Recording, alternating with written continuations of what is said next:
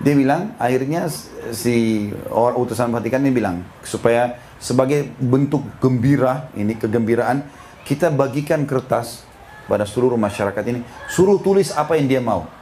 Kita kasih semua, mau sapi, mau tanah, mau apa kasih. Anehnya pada saat dikumpulin kertas, semuanya tulis, saya mau haji.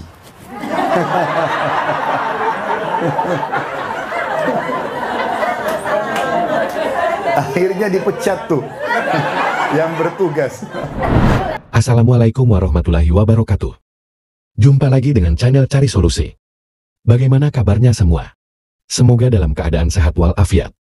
Ikhwah fillah yang dirahmati Allah Subhanahu wa Ta'ala. Pada video kali ini, kita akan mendengarkan beberapa kisah menarik yang disampaikan oleh guru kita, Ustaz Khalid Basalamah. Kisah-kisah ini akan membuat kita merasa bangga karena telah memeluk agama Islam. Dalam video tersebut, Ustaz Khalid Basalamah akan menguraikan kisah-kisah yang penuh hikmah dan pelajaran berharga. Yuk, langsung saja kita simak video ini untuk mendapatkan inspirasi dan pengetahuan lebih dalam tentang Islam. Jangan lupa untuk menyimak sampai habis agar tidak ketinggalan informasi penting. فبأي آلاء ربكما تكذبان. Dan di Indonesia pun subhanallah, maaf saya tambahkan satu kisah, masih bisa?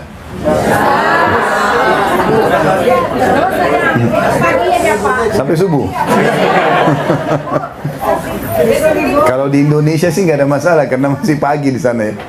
Di sini masya Allah jam 12 malam ya. Jam 11 ya. Baik, ada dosen kami, dosen saya namanya Dr. Abdullah Musnid. Semoga Allah jaga beliau. Beliau pernah ngajarkan kami.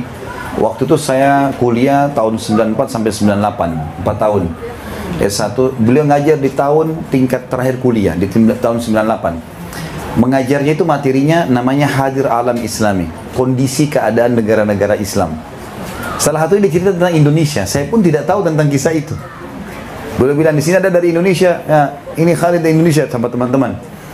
Beliau kenal betul, kenal baik sama saya. Dia bilang, sudah tahu belum di negara kamu itu ada terjadi sesuatu?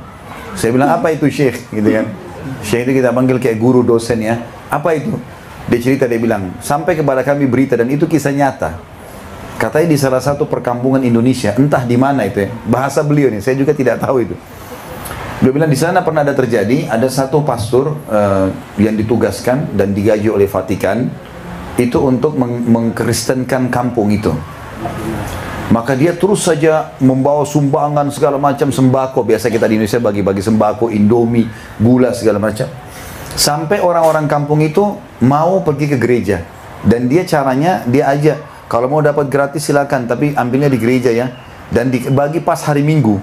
Jadi mau tidak mau mereka dengar nyanyi-nyanyi dulu, baru kemudian bagi. Lama-lama diajak nyanyi, tidak usah pindah Kristen, tapi nyanyi-nyanyi saja. Orang ini rupanya foto nih dikirim ke Vatikan. Nih, satu kampung ini bisa menyanyi-nyanyi Kristen, juga bisa murtad gitu. Ini sudah murtad nih. Dikirim fotonya pakai kopiah hitam, ibu-ibunya pakai jilbab masuk ke gereja. Satu kampung. Akhirnya Vatikan utusan khusus datang ke Indonesia. Dilihat, dikumpulin semua, coba suruh nyanyi, nyanyi semua, hafal lagu gereja.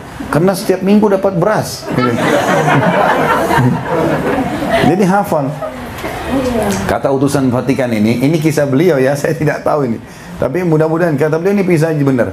Dia bilang, akhirnya si orang utusan Vatikan ini bilang, supaya sebagai bentuk gembira, ini kegembiraan, kita bagikan kertas pada seluruh masyarakat ini, suruh tulis apa yang dia mau. Kita kasih semua, mau sapi, mau tanah, mau apa kasih. Anehnya pada saat dikumpulin kertas, semuanya tulis, saya mau haji.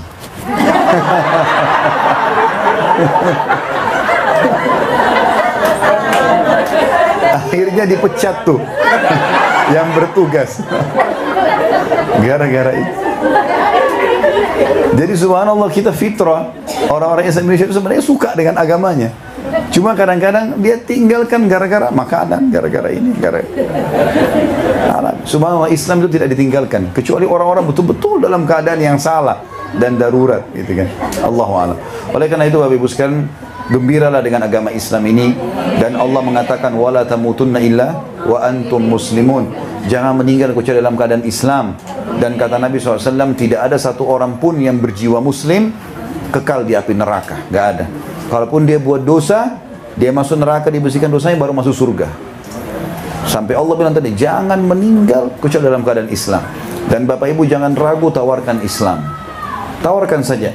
Cara tawarkan, bagaimana pendapat kamu tentang Islam? Sudah pernah dengar belum? Lalu ajak dialog di agama kita. Tidak usah jadi Ahmad Didat, Zuhur Zakir Naik, harus hafal kitab mereka, sulit.